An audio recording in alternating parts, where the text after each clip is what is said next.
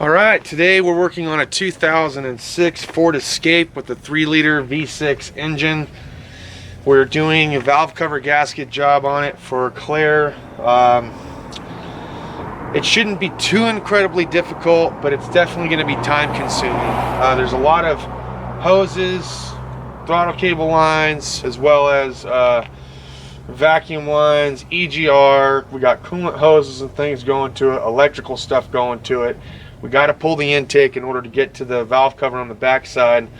So it spent some time cooling down. I just got done bleeding a clutch on a 99 Ranger for Heather's uncle. So I'll show you guys around the engine bay a little bit, and then I'm just going to start digging into it, and I'll kind of show you some other little things as I'm going through it. But yeah, there sure is a lot to take off from what it looks like. But let's get her done. Alright, so there's the top of the intake. You got to get this cover off. Got to take this PCV hose off. The intake hose needs to come off to kind of clear up the throttle body. A lot of electrical connectors down in here. An EGR, another PCV tube to take off, some vacuum lines, some electrical connectors, and then this intake should come off. Mostly 8mm here from what it looks like. So let's just start digging. All right, where to start?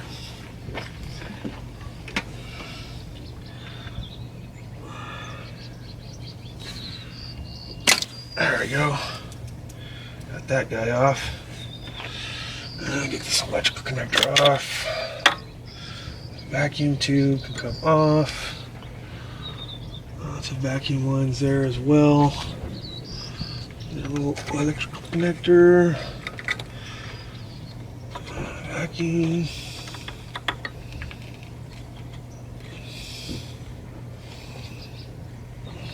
I wonder if I can leave those vacuum lines there.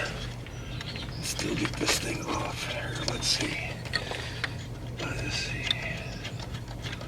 don't know why this broken piece of plastic is on there, but whatever.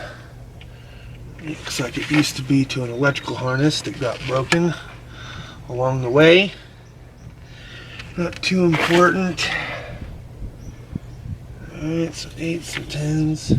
If we disconnect this vacuum tubing here, though, we don't have to take that off. So let's see if I can just kind of work them back and forth until I get these vacuum tubes off. There we go. That's one. That's two. Okay. So those are out of the way. Gotta get this PCV tube off. That's off. I got a couple of vacuum lines there. Let's see if I can reach around the back side here. That one's off. Then we got some pliers.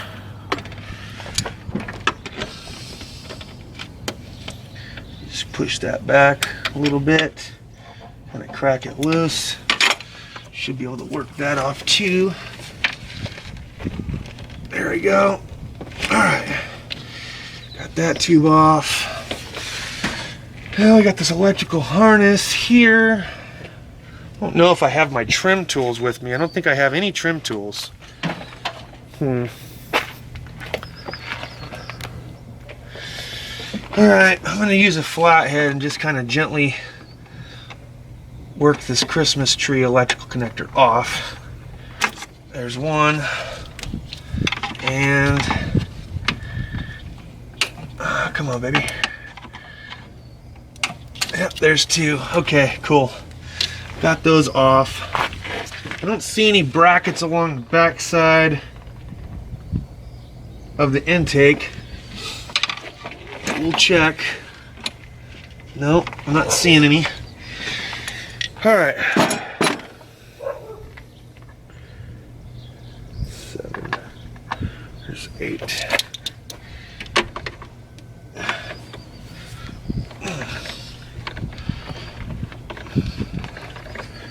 Alright, where's my trusty impact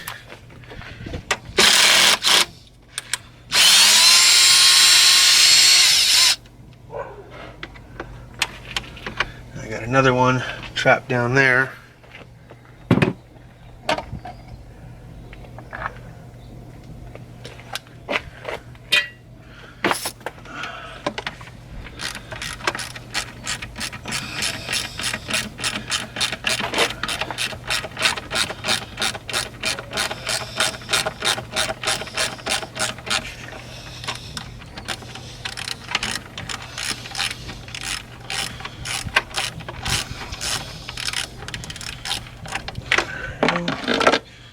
Be able just to take that the rest of the way out with the fingers.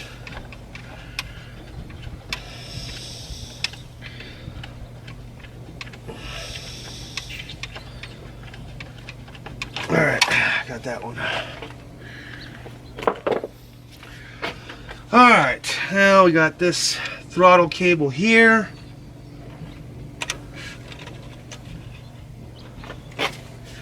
And that should slide right on out. Yep, there's one. And this one should just pop off. That's two. Okay.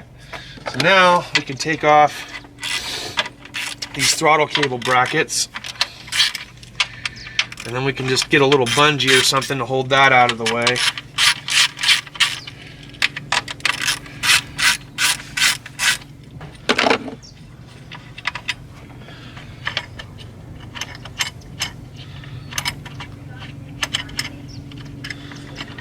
Go. There we go. All right, let's lift this up, and can we just tuck it over? Let's see if we can just kind of rest it back over there. All right, now I got to get this inductive hose clamps loose.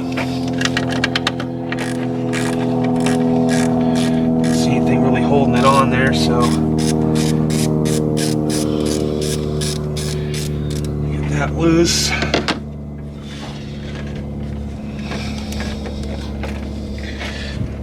Let's see. There we go. And that's out of our way.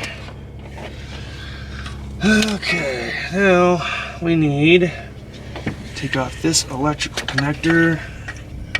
That one's off. Looks like we got a coolant hose down here on the throttle body. So we are going to lose a little coolant. Yeah. I don't know if you guys can see that or not. Hang on. So, hang on. Let's see. Right down in there. There's one. And then the other one's back over here on this side, so two coolant hoses. All right, so I really don't know how much of this you guys want to see. Most of you guys kind of know the ins and outs of how to take off intakes and stuff. Most of it's going to be nuts, bolts, hoses, things like that. We're pretty close to getting this thing off. We have the EGR to deal with, a couple of coolant hoses, and then we should be ready to take off the intake. So I'm gonna keep digging, and then I'll just bring the camera back online after I get the intake off. All right, so there's 8 screws holding down the intake. You got 1, 2, 3, 4, 5, 6, 7, 8. And then there's 2 EGR screws back here on this back plate. Let me show you. So you got one here and one back over here. And then, of course, all the tubes that are attached to it, you know, there's a couple of coolant lines like we talked about. There's the 4 front fasteners, and then you have 4 more back in there. This whole thing should just come right off now. I don't expect that we're going to run into anything crazy, so let me just give it a wiggle, wiggle, pull, and we'll just go from there. I did have to remove part of the air cleaner housing just to give myself more access room to get that other heater hose off on the throttle body. So let's see here. If I can just give it a small lift and hold the angle. There we go. A little hang up on the EGR tube here. There we go. And we're out. So that was pretty much all that was. Now these intakes have what I call reusable gaskets, and it's a good idea to actually change them out when you do a service like this. But this gal, she doesn't have a whole lot of money, and we're just trying to help her do her valve cover gaskets. So now at this point, what I'll do is I'll try to lift up some of the wiring harness, and I'll start taking out the coils and electrical connectors for the coils, and then we'll start working our way to get the valve cover off. So I'll let you guys know after I get that. Pretty much, I'm not going to go through the whole process there because it's pretty easy and self-explanatory. Disconnect a few connectors and, you know, remove some bolts. So we'll just keep digging. Something else I wanted to cover too, when you're doing work like this, that way you don't have to worry about anything falling into the intake. You're going to want to try to put some tape over it or a cloth. So I'm actually going to wipe off the oil residue on the top here, and I'm going to go get some duct tape because that's all that I got. I'd use masking tape if I had masking tape, but any tape's better than no tape, or at least, you know, some rags and whatnot. I just prefer using tape. So I'm going to put some tape over the intake, lower intake manifold, and then we'll continue pulling the valve cover gasket off. Alright, so I got the valve cover off, and man, let me just show you guys. I thought this lady wasn't changing her oil or something, but she said that she had it changed quite regularly. This thing is sludged up bad. It looks like no one's changed it in years. And I was actually asking her where she takes it to get her oil change done, and she said that she's had it changed at Walmart and Jiffy Lube, and those are the only two places that she's gone to have her oil change done. And from the way that this looks, it doesn't look like they've changed the oil out at all. It looks like they just charged her to do no work whatsoever. And it's bad. It's bad, bad. I told her, I was like, you know, I'm not trying to scare you or anything, but it's actually starting to scare me, because I actually do take my Mariner to Walmart to have the oil change done. And now I think I'm going to start either A, changing it out myself, or B, taking it down to where I work and having them do it, because if that's what you can expect, then she's looking at having to get a new engine. I told her, I said, you know, I don't know how long it's going to last you. Personally, with the way that the top of the engine looks right now, I would not invest that much money into this car. So if a cylinder head gasket went, or something like a, you know, one of the timing chains or something like that, I wouldn't invest too much into this car, because at some point it's going to need a new engine. That's just, I'm almost half tempted to do a compression test on it for her, but at this point I think we're just going to fix the back valve cover gasket. We may leave the front one alone and just do the backside cover gasket for her and get it all put back together. But yeah, this is it's pretty gnarly. It's actually pretty gnarly. So, well, we'll keep digging. I'm gonna eat some lunch here, but I just wanted to show you guys what it looks like under the valve cover. And yeah, I wouldn't be going to Walmart or Jiffy Lube anymore, that's for sure, if that's where she takes it. Nope, no way. All right, well, I'm getting back at it. See you guys in a minute. So I'm putting everything back together now. I just got the intake back on. Show you guys real quick. So that's on. I'm starting to put the wiring harness and things like that back together, and the heater hoses, and I came across a couple of very, very brittle, I don't know if you guys can see that or not, vacuum lines. Very brittle. And those are just a matter of time before they give out and start throwing emission codes and things like that. So what I'm going to do for her, since I actually have some 5/32 vacuum tubing, is I'm just going to go ahead and change out the couple of pieces that are really brittle that are under the hood, and try to get her a little bit more time out of this car. So that's what we're getting ready to do. Just my recommendation to you guys, if you are doing a job like this and you do see something like a brittle vacuum tube like this that's just seen its time, just change it out, or talk to the service writer or service manager or the owner, whoever you work for, and change it out. If you're a DIYer and you see it, just change it out, because that way you know it's not going to be a problem down the road.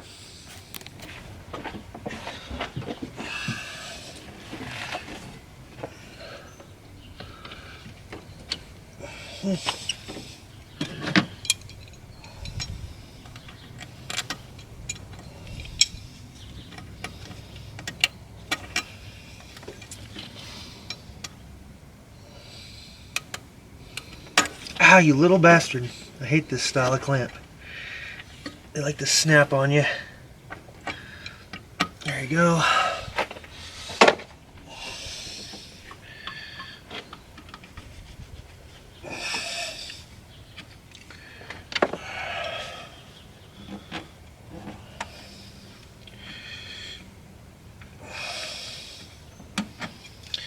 There we go.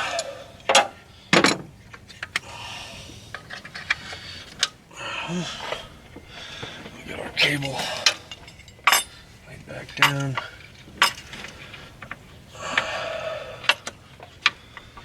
Okay.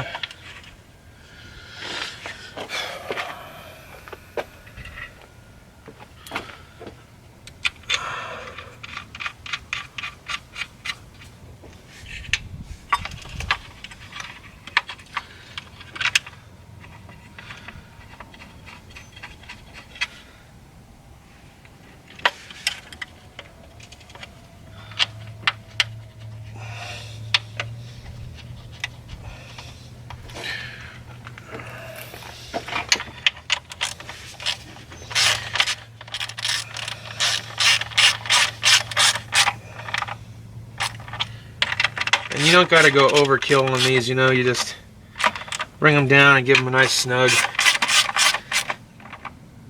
Okay.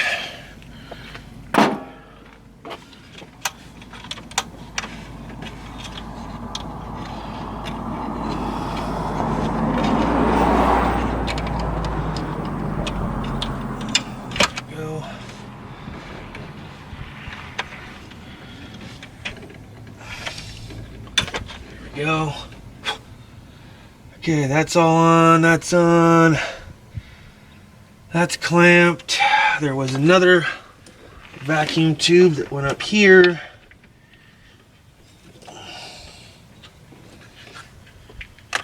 And that's back on there.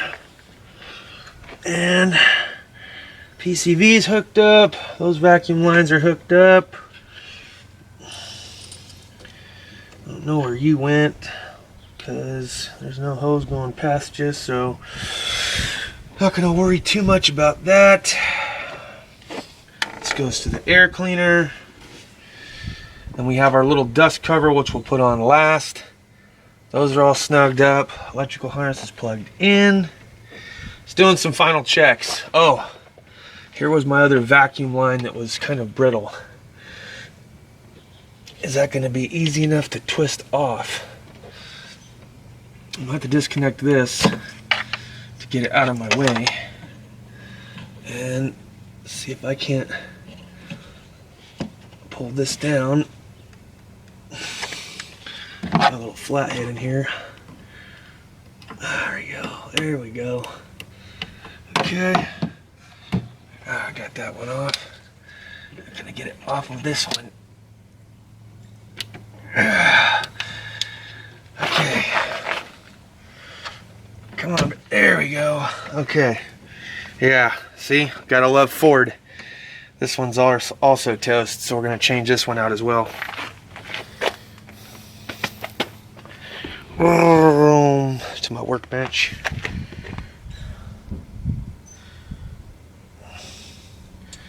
It just disintegrates. Come on, baby.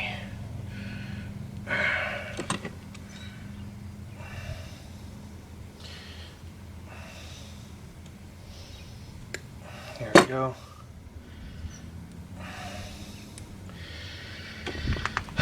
Measure out the appropriated length that we need. Somewhere in there.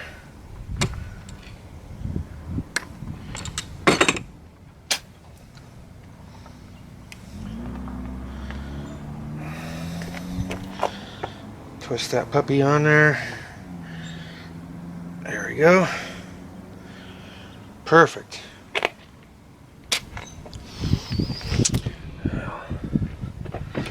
Push that one on there.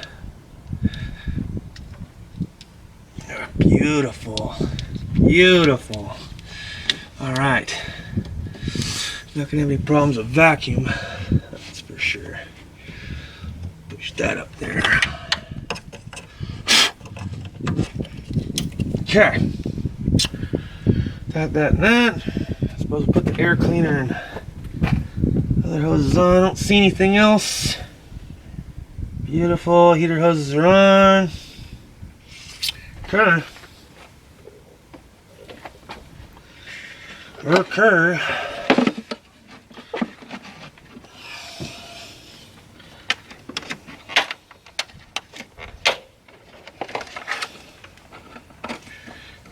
There we go.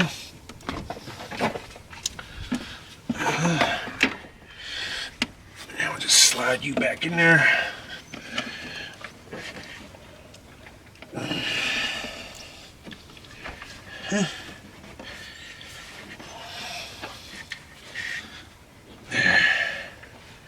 Wiggle, wiggle. There we go. Beautiful. And that should just set down the top there.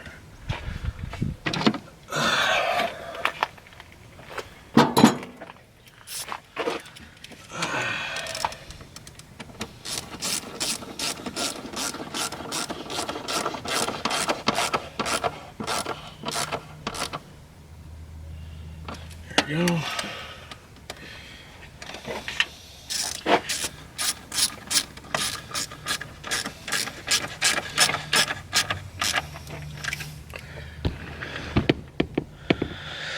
All right, so I'm just gonna put this beauty cover back on real quick over the throttle there,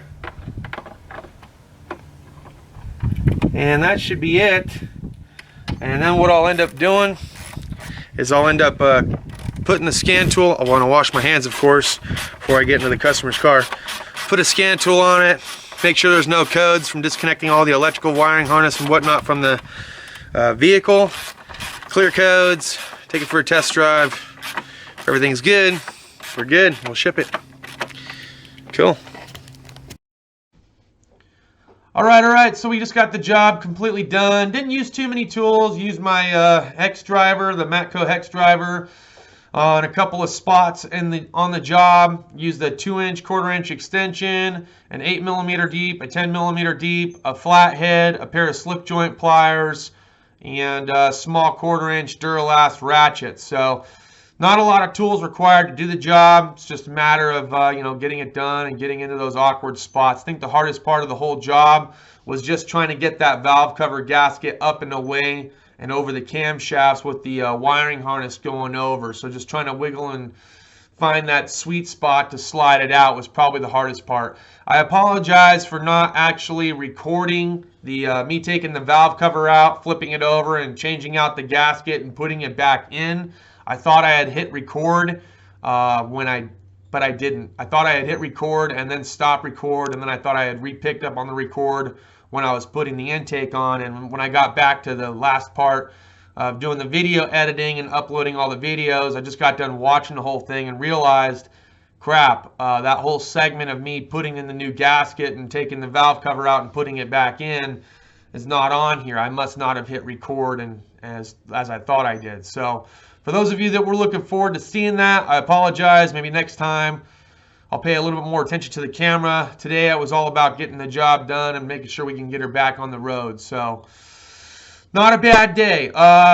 The valve cover gasket sets typically come with one for each side, plus, you know, the spark plug, boots and things like that. We did not end up doing the other valve cover gasket. The other valve cover gasket was not leaking, so there it was not part of her complaint. Typically you'd want to change them both out, but like I said, I was kind of on a time strain. I wanted to make sure that we got this job done for her so she could be back in her car and she wasn't without her car, you know, for a couple days or whatever. So I just wanted to make sure we got the job done and job done correctly. So we fixed the one that was leaking, not the one that wasn't leaking. But I still have her Fel-Pro box back there on top of my toolbox. So with her name on it, of course. So at any time, if the front one ever starts leaking, I'll take care of her for like a fraction of what I charged her this time. So didn't charge her killing, just told her it'd probably take me about 3 hours. Told her let's just call it 150 bucks and we'll be good. So she said that was not a problem. So I feel like we've taken care of her. You know, like I said, if for whatever reason the front one starts leaking, I'll just do it for like 50 bucks. It's right there in the front. There's really not a lot in the way. You know, I could have banged it out today and gotten it done too, but like I said, I was more concerned about getting in there and getting the one done that was leaking and getting it all put back together than I was trying to take care of both.